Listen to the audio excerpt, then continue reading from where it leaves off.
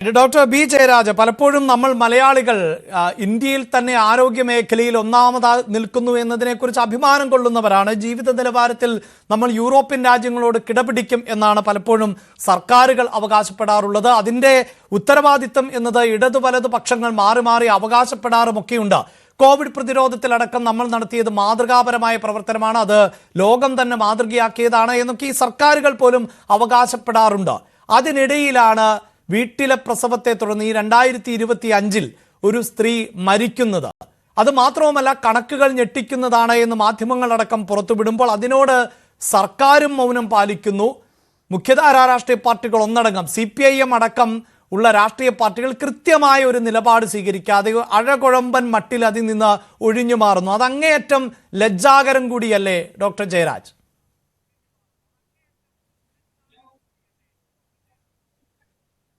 ഈ വിഷയത്തിന് നമ്മൾ രണ്ട് രീതിയിലാണ് കാണേണ്ടുന്നത്. ഒന്ന്, വളരെ തികച്ചും ദൗർഭാഗ്യമായ സംഭവമാണ് നടന്നത്.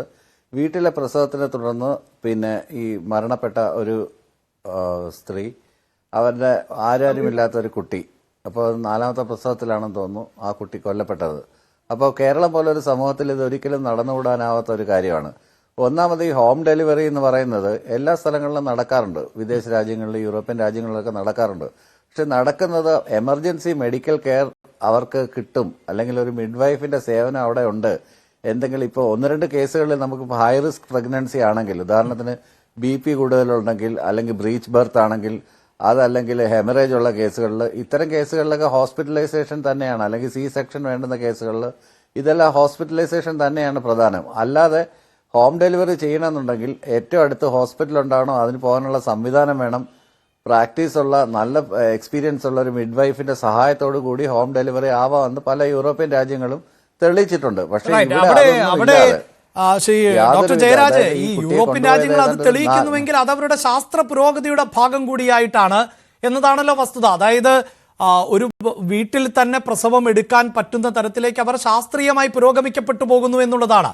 ഇവിടെ ആ തരത്തിൽ എങ്ങനെയാണ് നമുക്ക് കമ്പയർ ചെയ്യാൻ സാധിക്കുക? ഇവിടെ മതമേലധ്യക്ഷന്മാരുടെ പ്രസവം, അല്ലെങ്കിൽ പ്രസംഗത്തിൽ അവർ പ്രസവത്തെക്കുറിച്ച് സൂചിപ്പിക്കുന്നത് എന്താണ്? ആന പ്രസവിക്കുന്നുണ്ടല്ലോ, പൂച്ച പ്രസവിക്കുന്നുണ്ടല്ലോ, പട്ടി പ്രസവിക്കുന്നുണ്ടല്ലോ. ഇതൊക്കെ പ്രസവിക്കുന്നത് ഡോക്ടർമാരുടെ സഹായത്തോടു കൂടിയാണോ എന്നുള്ള ചോദ്യമാണ് ഉയർത്തുന്നത്.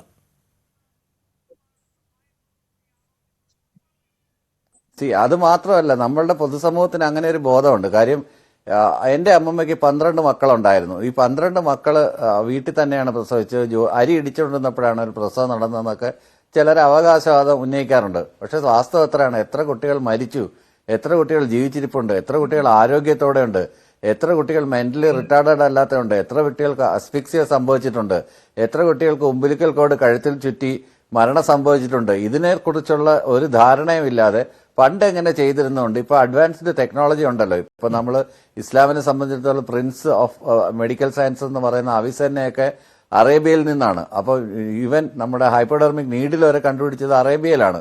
അപ്പം ഇസ്ലാമിന്റെ ഇത്തരം ചികിത്സകളുമായിട്ടുള്ള ബന്ധം വളരെ പണ്ട് തന്നെയാണ്. പക്ഷെ ഇത് ഇസ്ലാമിനെ മാത്രം കുറ്റം ഇതിനകത്ത് അർത്ഥമില്ല. ഇത്തരത്തിലുള്ള വിഡ്ഢിത്തരങ്ങൾ പല പണ്ഡിതന്മാരും മതപണ്ഡിതന്മാരും പറയാറുണ്ട്. ഉദാഹരണത്തിന്, ബോൺ അഗെയിൻ ആയിട്ടുള്ള ക്രിസ്ത്യൻസിന്റെ ഇടയിൽ അവർ പലപ്പോഴും രോഗം വന്നാൽ ചികിത്സിക്കാറില്ല. അവർ വീട്ടിൽ തന്നെ ഡ്രം അടിച്ച് കൊട്ടും പാട്ടുമായിട്ട് ചെയ്യുന്ന അങ്ങനെ ഒരുപാട് മരണങ്ങൾ കേരളത്തിൽ സംഭവിച്ചുകൊണ്ടിരിക്കുകയും ചെയ്യുന്നുണ്ട്. അതുപോലെ തന്നെ ഇത് എന്താണ് പറയുന്നത്, ഈ ചാണകവെള്ളം കുടിച്ചാൽ മതി, അല്ലെങ്കിൽ അങ്ങനെ കുറെ പേര് അങ്ങനെ പറയുന്നവരുണ്ട്. ഇപ്പൊ IIT-യിലെ ഒരു പ്രൊഫസറാണ് പറഞ്ഞത്, എന്റെ അപ്പൂപ്പന്റെ അസുഖം മാറിയത് ചാണകവെള്ളം കുടിച്ചതുകൊണ്ടാണ്, അല്ലെങ്കിൽ ഗോമൂത്രം കുടിച്ചതുകൊണ്ടാണ്, ഇതാണ് അസുഖം എന്ന് പറയുന്നത്. ഇങ്ങനെയൊക്കെയുള്ള അതായത് വിദ്യാഭ്യാസം ഉണ്ടെങ്കിലും വിവരമില്ലാത്ത, അല്ലെങ്കിൽ ഇത്തരത്തിലുള്ള വിവരക്കേടുകൾ പ്രൊമോട്ട് ചെയ്യുന്ന ഒരുപാട് പേരുണ്ട്. ഇത്തരം ആളുകളെ ഒറ്റപ്പെടുത്തുക എന്നുള്ളതാണ് ഒരു പൊതുസമൂഹം പൊതുവെ ചെയ്യേണ്ടത്. അല്ലാതെ ഇത് കണക്കല്ല യൂട്യൂബ് പ്രവാചകന്മാരെയും അല്ലെങ്കിൽ ഈ വാട്സപ്പ് യൂണിവേഴ്സിറ്റിയിൽ നിന്ന് പഠിച്ചിട്ടിറങ്ങുന്ന ആളുകളെ ഒരേപോലെ ഒറ്റപ്പെടുത്തണം. അതിനകത്ത് അവിടെയാണ് ഡോക്ടർ ബി ജയരാജ് താങ്കൾ ഈ പറഞ്ഞതുപോലെ ഗോമൂത്രം കുടിച്ചാൽ അസുഖം മാറും എന്നതൊക്കെ വലിയ തോതിൽ വിമർശിക്കപ്പെടുന്നുണ്ട്. ഇവിടെ ഇത് ഇസ്ലാം മതവിഭാഗത്തെ മാത്രം എന്നുള്ളതല്ല, ആ മതവിഭാഗത്തിലെ മതപ്രഭാഷകനാണ് ഇങ്ങനെ ഒരു പ്ലാറ്റ്ഫോമിൽ നിന്നുകൊണ്ട് പ്രസംഗിക്കുന്നത്. അത് മറ്റാര് പ്രസംഗിച്ചാലും ഇതേ വിഷയം ഇതേ രീതിയിൽ തന്നെ ചർച്ച ചെയ്യപ്പെടും. പക്ഷെ അത്തരം വിഷയങ്ങളിൽ എന്തുകൊണ്ട് സർക്കാർ സംവിധാനങ്ങൾ അനങ്ങുന്നില്ല? കേരളത്തിലെ പ്രമുഖരായ രാഷ്ട്രീയ നേതാക്കൾ, ഇടതുപക്ഷ രാഷ്ട്രീയ നേതാക്കൾ, CPIM-ന്റെ രാഷ്ട്രീയ നേതാക്കൾ പോലും പ്രതികരിക്കാൻ തയ്യാറാകുന്നില്ല.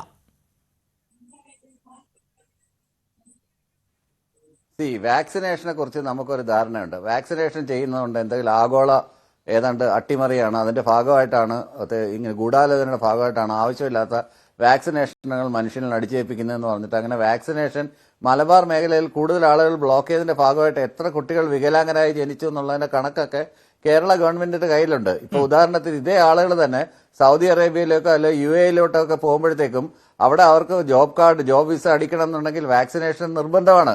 ആ വാക്സിനേഷൻ അവർ പുറത്തിരിഞ്ഞുകൊണ്ട് അവർക്ക് ജോലി ചെയ്യാൻ അവിടെ പറ്റില്ല. ഈ ആളുകളെല്ലാം, ഈ പറയുന്ന ആളുകളെല്ലാം പുറത്തോട്ട് പോകുമ്പോൾ ഫോട്ടോഗ്രാഫി എതിർക്കുന്ന ആളുകൾ പാസ്പോർട്ട് എടുക്കാൻ വേണ്ടി ഫോട്ടോ എടുക്കാറുണ്ട്. അതുപോലെ തന്നെ പർദ്ദ ധരിച്ചു നടക്കുന്ന ആളുകൾ എയർപോർട്ടിൽ ചെല്ലുന്നുണ്ട് പർദ്ദ മാറ്റി മുഖം കാണിക്കാറുണ്ട്. പരീക്ഷ എഴുതാൻ നേരത്ത് ചെയ്യാറുണ്ട്. അപ്പൊ ഇത്തരം കാര്യങ്ങളിൽ വേണ്ടുന്ന സാഹചര്യങ്ങളിലൊക്കെ അവർക്ക് ചെയ്യാൻ അറിയാമെങ്കിൽ ഇത്തരത്തിലുള്ള വേണ്ടാത്ത കാര്യങ്ങൾ കൂടി, വേണ്ടാത്ത ആവശ്യമില്ലാത്ത കടമ്പിടുത്തം പിടിക്കുക, അതിനെ മതവുമായിട്ട് കൂട്ടിക്കുഴയ്ക്കുകയും ചെയ്യുന്നത് ഒട്ടും അനുവദനീയമല്ല. കാരണം ഒരു കാരണത്തിൽ ഇത് നമുക്ക് നിയമപരമായിട്ട് ഇതിനെ നേരിടാൻ പറ്റില്ല. കാരണം ഡോക്ടർ ജയരാജ്, എനിക്ക് ആവർത്തിച്ച് ചോദിക്കേണ്ടി വരുന്നത് താങ്കൾ പറയുന്നത് പോലെ നമ്മുടെ നാട്ടിൽ ഈ ഇലന്തൂരിലെ നരബലി വലിയ തോതിൽ ചർച്ച ചെയ്യപ്പെട്ട ഒന്നാണ്. അതിനുശേഷമാണ് ഈ അന്ധവിശ്വാസങ്ങളിൽ നിന്ന് ജനതയെ മോചിപ്പിക്കുന്ന തരത്തിലുള്ള നിയമനിർമ്മാണങ്ങളെ കുറിച്ചൊക്കെ ആലോചിച്ചത്. അവിടെയാണ് ഈ വിശ്വാസവും അന്ധവിശ്വാസവും തമ്മിൽ എന്ത് മാർഗരേഖ കൊണ്ട് വേർതിരിക്കാനാകുമെന്ന സംശയമൊക്കെ ഉണ്ടാകുന്നത്. ഒരു പക്ഷേ സർക്കാരിന് അതിൽ പ്രതിസന്ധികൾ ഉണ്ടാകാം. പക്ഷേ എൻ്റെ ചോദ്യം, എന്തുകൊണ്ട് ഇത്തരം പ്രവർത്തികളെ പ്രോത്സാഹിപ്പിക്കുന്നവരെ തള്ളിപ്പറയാൻ നമ്മുടെ രാഷ്ട്രീയ നേതാക്കൾ തയ്യാറാകുന്നില്ല എന്നുള്ളതാണ്.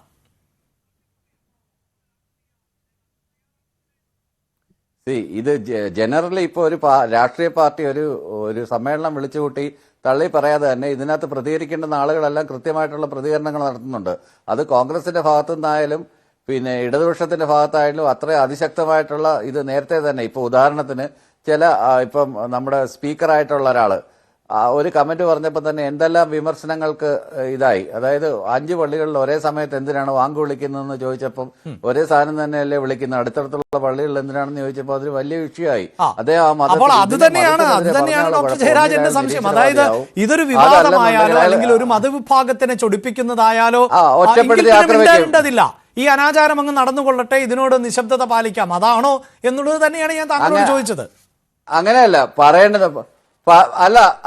അല്ലല്ല അങ്ങനെ മാത്രമല്ല, അതല്ലെങ്കിൽ അവർ കമ്മ്യൂണിസ്റ്റുകാരാവും. കാരണം ഇത്തരം കാര്യങ്ങളിൽ ഇടപെടുന്നത് കമ്മ്യൂണിസ്റ്റുകാരും നിരീശ്വരവാദികളും തന്നെയാണ്. നിരീശ്വരവാദികളായി കഴിഞ്ഞാൽ പിന്നെ എളുപ്പമാണല്ലോ.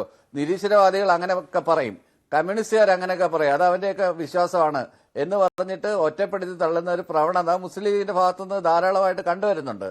അതുപോലെ തന്നെ മറ്റ് രാഷ്ട്രീയ പാർട്ടികളും അത് തന്നെ, ഇത് ഞങ്ങളുടെ കാര്യം വിശ്വാസമുള്ളവർ മാത്രം ഇതിനെക്കുറിച്ച് അഭിപ്രായം പറഞ്ഞാൽ മതി എന്നൊക്കെ പറഞ്ഞിട്ട് ഇത്തരം ഫൂളിഷ്നെസ് ഒക്കെ അടിച്ചേൽപ്പിക്കുമ്പോൾ ഇതിന്റെ അടിസ്ഥാനപരമായിട്ട് എന്താണ് ഹൈ റിസ്ക് പ്രഗ്നൻസി എന്നും എന്തെല്ലാം കാരണവശാൽ ഇതിങ്ങനെ ചെയ്തുകൂടാന്നും എന്തൊക്കെയാണ് സ്കാനിങ്ങിന്റെ പ്രത്യേകതയെന്നും എങ്ങനെയാണ് ഈ നിയോനൈറ്റൽ സ്റ്റേജിലുള്ള കുട്ടികളുടെ അവസ്ഥയെന്നും എന്തൊക്കെ ഫോളിക് ആസിഡ് പോലുള്ള മരുന്നുകൾ പോലും കൊടുക്കാൻ പാടില്ലെന്നാണ് പറയുന്നത്.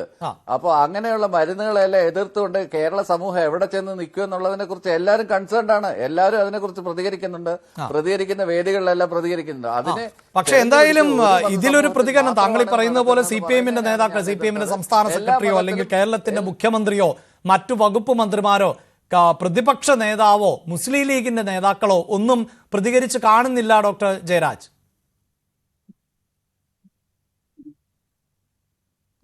ആരോഗ്യവകുപ്പ് മന്ത്രി അതിനെക്കുറിച്ച് അതിശക്തമായ ആക്ഷൻ എടുക്കുന്നതിനെ കുറിച്ച്, അതേ കണക്കല്ല അന്ധവിശ്വാസത്തിനെതിരെയുള്ള നിയമം നടപ്പിലാക്കുന്നതിനെ കുറിച്ചൊക്കെ ചർച്ചകൾ നടന്നുകൊണ്ടിരിക്കുകയാണ്. എത്രയും പെട്ടെന്ന് തന്നെ അത് നിയമമായിട്ട് വരും. അന്നേരം ഈ പറയുന്ന ആളുകളൊക്കെ തന്നെയാണ് ഇതിനെതിരെ വാളുമായിട്ട് ഇറങ്ങാൻ പോകുന്നത്. ഇത്തരം മതത്തിന്റെ രാഷ്ട്രീയമായിട്ട് മിക്സ് ചെയ്യുന്ന ചില ആളുകളുണ്ടല്ലോ, ഇത്തരം ആളുകളാണ് ഫ്രിഞ്ച് ബെനിഫിറ്റ്സിന് വേണ്ടി ചെയ്യുന്നത്. അത് മുഖ്യധാര രാഷ്ട്രീയ പാർട്ടികളല്ല. മതത്തിനെ രാഷ്ട്രീയമായിട്ട് കുട്ടിക്കഴക്കുകയും അതിനകത്തുനിന്ന് മുതലെടുപ്പ് നടക്കാൻ ശ്രമിക്കുന്ന വർഗീയവാദികളായിട്ടുള്ള ആളുകൾ മാത്രമാണ് ഇതിനകത്തുനിന്ന് മുതലെടുപ്പ് നടത്തുന്നത്. അത്തരക്കാരെ ഒറ്റപ്പെടുത്തുക എന്നുള്ളതാണ് അഭികാമ്യമായിട്ടുള്ള ഒരു പ്രവൃത്തി.